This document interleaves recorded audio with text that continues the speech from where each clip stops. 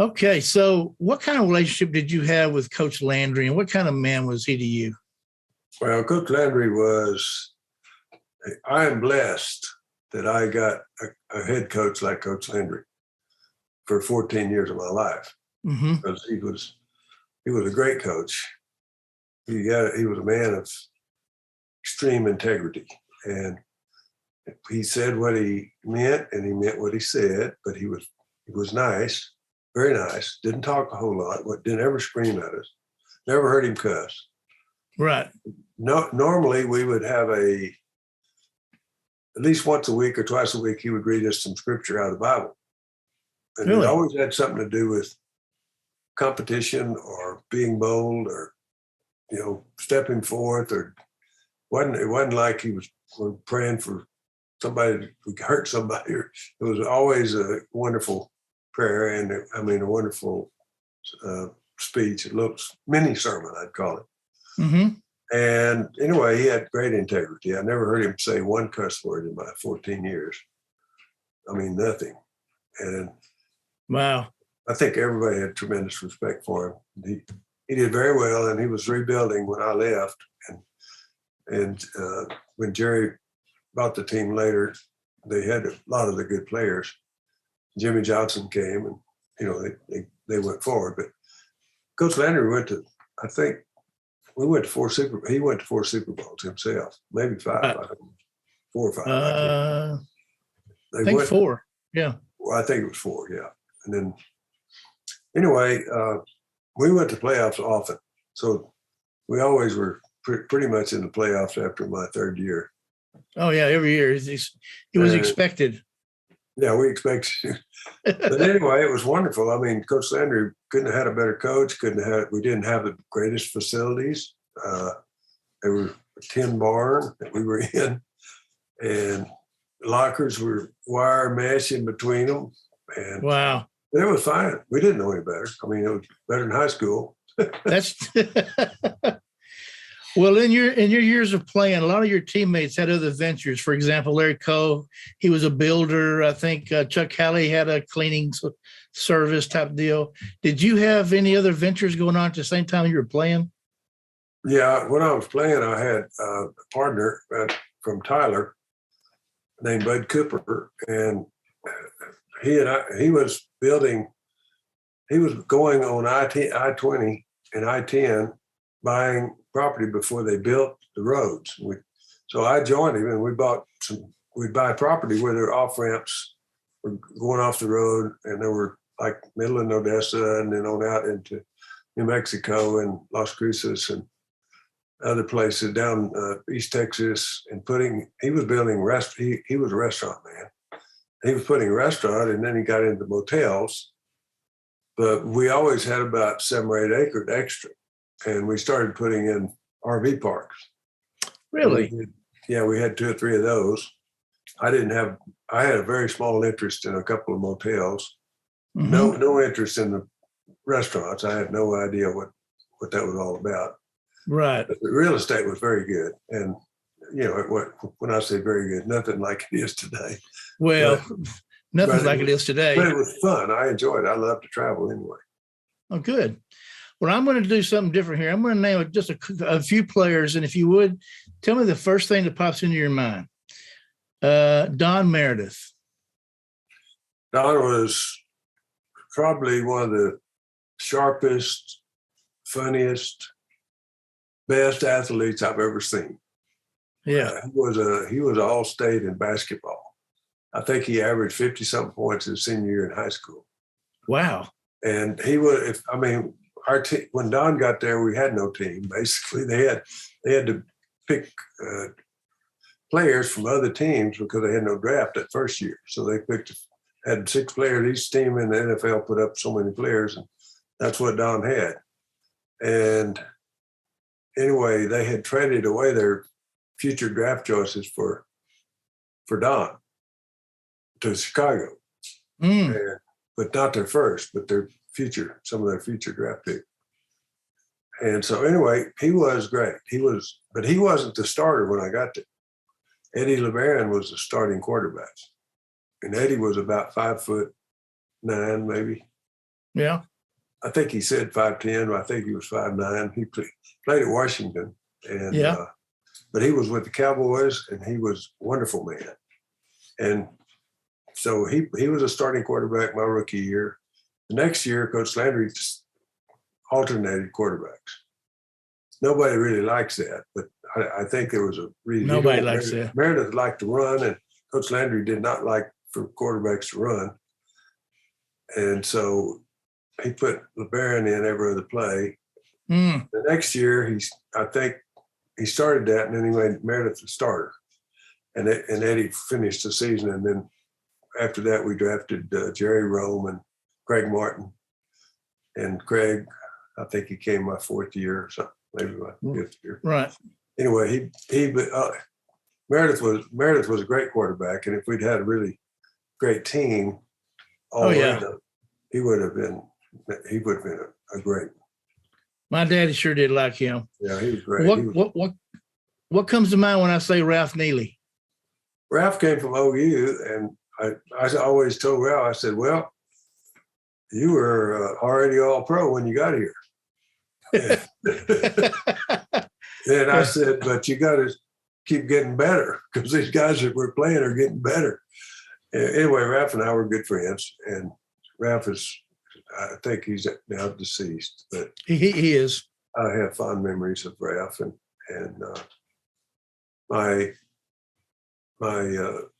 wife's family all went to OU. She went to Colorado College, but they all went to OU, and so that he was sort of fit into the family. Oh, sure, yeah. Well, what comes to mind when I say Jethro Pugh? Jethro Pugh is one of the nicest, most lovely people I've ever met. He was a great defensive tackle. He was smart. I mean, he always made 100 on every test Coach Landry gave us. And he was a very good football player. And I think I really miss Jethro so much. I mean, he's been gone quite a while. And right. Jethro was a very, very nice person, very strong Christian person, and a dear friend of mine. And the last one, what's your memories of George Andre? Well, George was my roommate for 11 years. He played 11 years, and he came my second year. So George Andre, I don't know how we got into it, but I said, George, what is Andre? Is that French? He said, no. He said, well, I'm Polish. He said, my parents shortened their name. He said, that was Andriowski. And he said, I said, okay, I understand. But he and I were different. We went fishing and hunting, and we played right side by side for 11 years. And I mean, it was really a great experience. You're godfather to their children. We were godfathers of each other's children and so forth. Oh, well, that's great. Yeah, very nice. Well, speaking of that, what's your memories of Thousand Oaks, California? What comes to mind? It comes to mind that it was pretty. It was rolling hills, golden hills with a few oak trees. And it was warm, but every day at 3:00, we had a canyon. The Malibu Canyon came right up to the field to Thousand Oaks, to Cal Lutheran College, where we had training camp for 12 years. And we got this cool ocean breeze at 3, and we started practice about 3. We practiced till about 5:30. And we all of us would get together and pray for the wind to come today. And it did. It came every day for 12 years. But Thousand Oaks is pretty, isn't it? It's pretty. It's a very pretty country. Yeah. Yeah. It's rolling hills. It's only 17 miles to Malibu but we couldn't afford to rent a car the first few years. So finally we got smart, and we said, we only got $43 after tax for exhibition games. Wow. And so we didn't really have much extra money back then. Right. But after 3 or 4 years, we finally figured out, well, okay, we've got a suite, because they had the dorms were the bedroom here, and a bathroom in the middle. You had sliding doors, you had a shower and all, but we never used it because we showered at the locker room. Right. But 4 of us went together, we could rent a car for 4 weeks or 6 weeks. Uh-huh. It wasn't that much. I mean, it was maybe $10 a piece a week or something. Right. And we could afford that. And once we did that, we got to tour around a little bit. And it's really pretty. We went down to Malibu quite a bit and drove all around where they made movies, so forth. Very Right. nice. Very nice. A while back, we interviewed John Nyland. He, by the way, he attributes going against you every day in practice the reason why he was so good and made all pro. But he told us about you would tell him during practice every now and then you were going to go full potatoes. Do you remember that phrase, full potatoes? Yeah. And that meant, what does that mean to you, full potatoes? That means I just let him know that I was going to go full speed. Yeah. I wasn't going to hit him in the head or anything, but I'm not going to go 3/4 speed. I'm going full speed.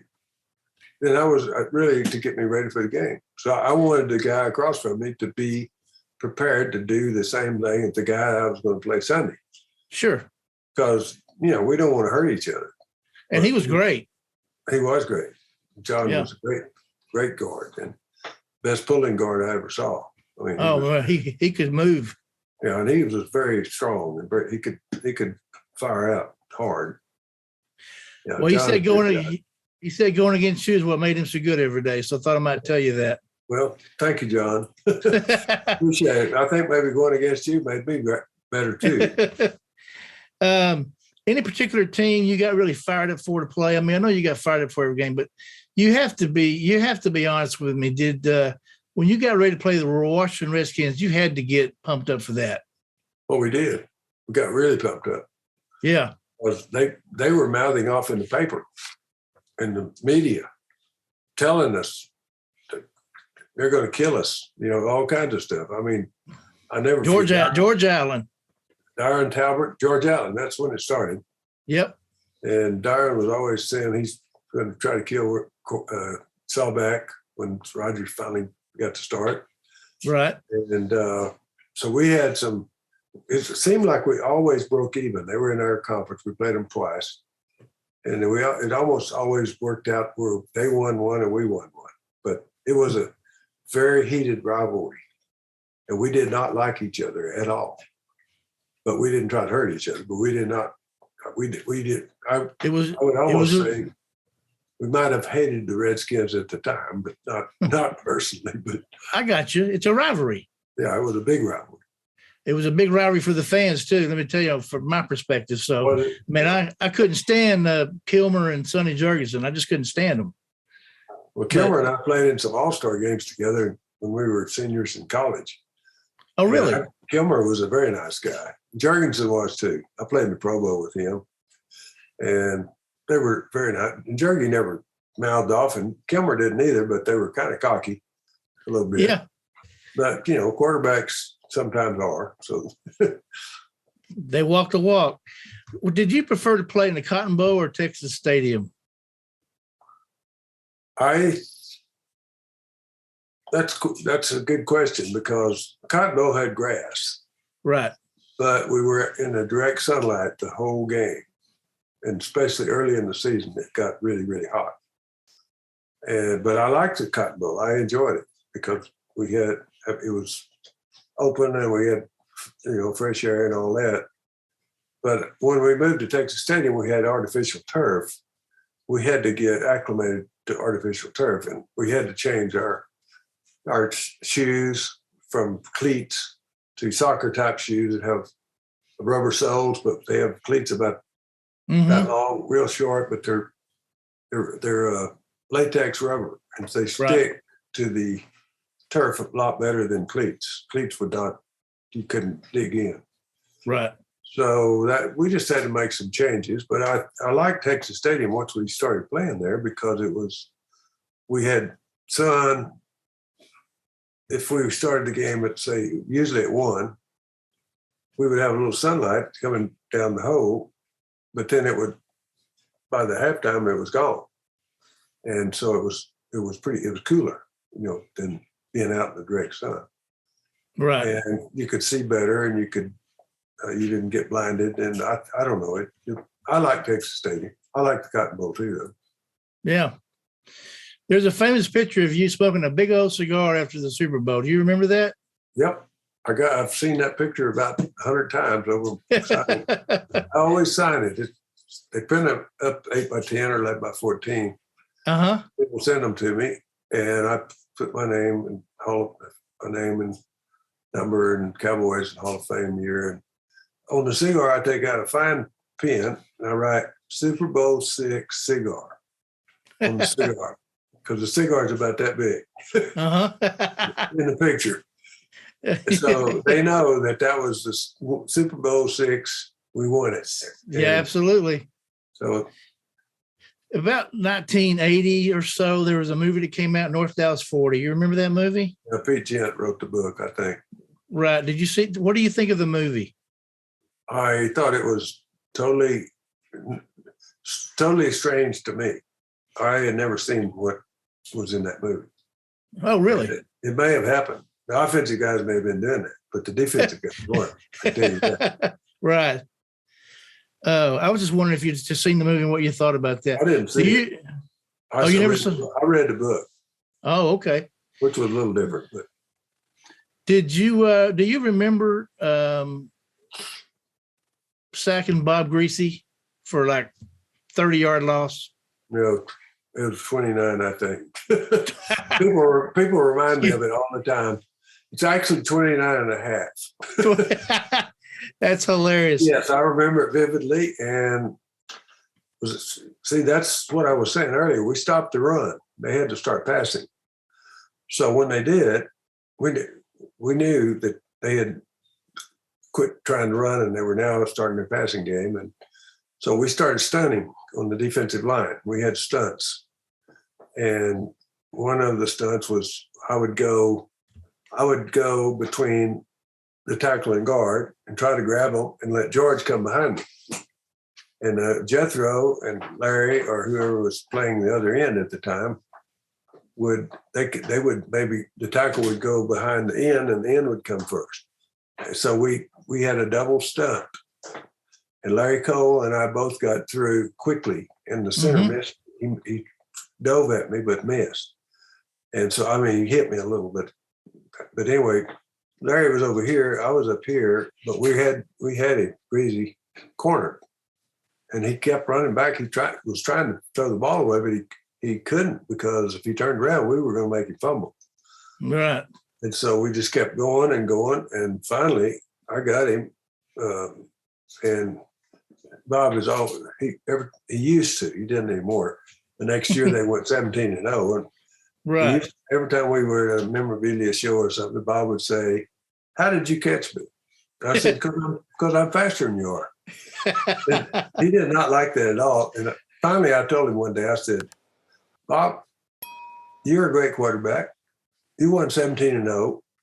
Nobody's ever done that. Why don't you concentrate on that and forget about that sack?" I said, "That just happened. It's one of those things." I said, "I didn't expect it to happen, and you didn't either." He can't do it. How odd was? No, the last few times I've been around, he doesn't mention it. He's very cordial. That's funny. How odd was it to play with Dwayne Thomas that year that he didn't speak to anybody? It was odd. It was. And I spoke to him every time we met. And I'd say, "Hi, Dwayne, how are you today?" And he'd just duck his head, walk on. It was kind of weird. Really, but. What was he? He was talented. Extremely. Yeah, he was a Hall of Fame caliber. Oh, absolutely. I don't know. He talked to Jim Brown. Jim Brown was a good friend of mine, and I think Jim told him, he said, "Well, he was trying to get a big raise," and he said, "All you got to do is prove yourself for 2 or 3 years," and he said, "It'll happen." But he called Coach Landry Plastic Man, the newspaper, and of course they traded him, and he didn't really make it anywhere. He went different. He went to the Redskins for one. In fact, I dove and missed I got hit by my own man and hit the ground with my fist because I was so mad and I broke my little finger. Oh no. But I wasn't trying to hit him. I was just mad. Anyway, I Sure, learned not to be yeah. mad. Yeah. Control that temper. But he was great. He could have been great. He was great, but he just I don't know. He didn't want to take orders, you know. Gotcha. Last question I got for you. I've taken more time than I wanted to already. Tell us how you got into being a photographer. That was my senior year in college. I'd been around the camera. We'd had those Kodak snapshot cameras way back, little boxes. But I made one of the team All-American teams that I made was Coach's All-American team sponsored by Kodak. Mm-hmm. And so back then there were only max 13 players because we played both ways. They had the kicker and they had maybe an extra quarterback, or the quarterbacks could go out and one person could replace the quarterback on defense. And when the quarterback, he could go out of the game back when I was in college.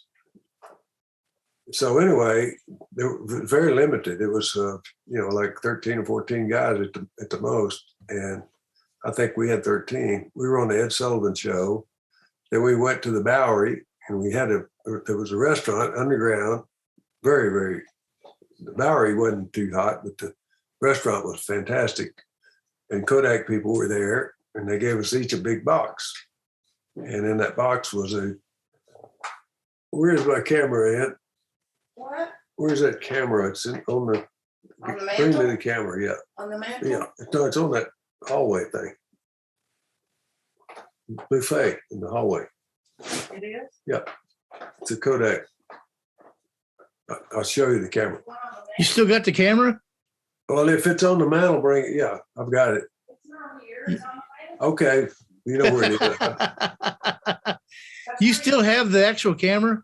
Yeah, I'll show it to you shortly. Wow. But anyway, Wow. we got a camera plus 200 rolls of film, prepaid mailers, 100 rolls of black and white and 100 rolls of color, negatives, color negative. Mm-hmm. So, gosh, I fell in love with photography.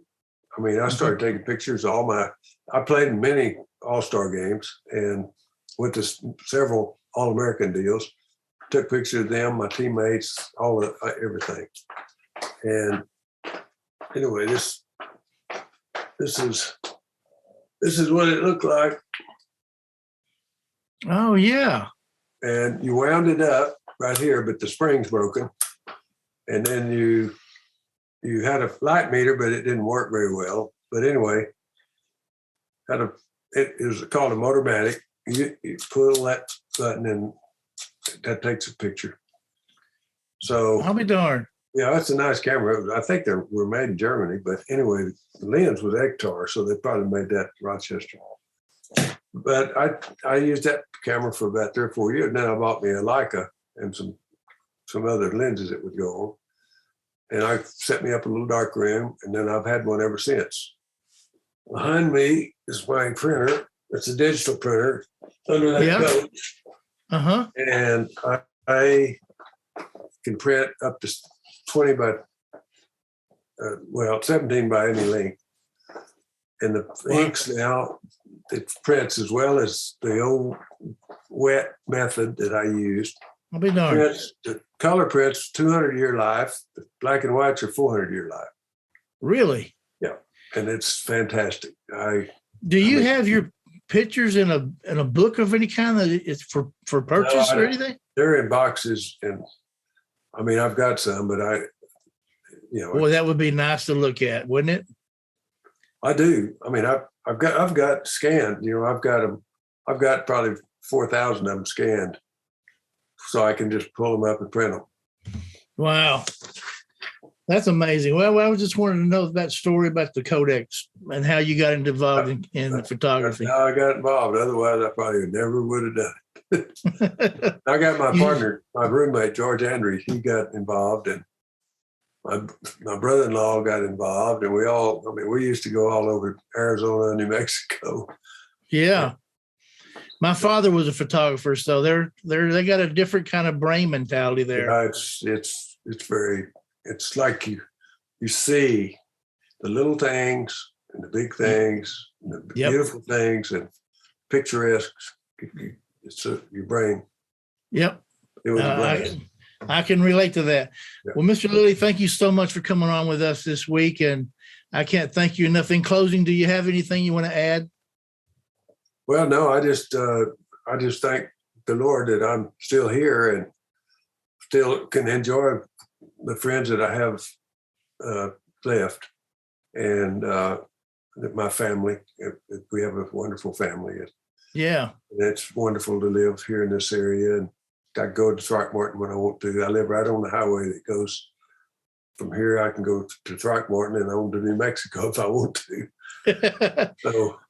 Well, before we close, let me ask you this. So you're going to have the Bob Lilly golf tournament in Waco? Yeah, we are.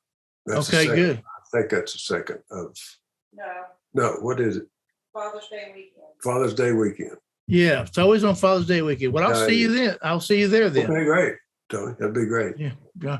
Well, thank you so much again for coming on. You bet.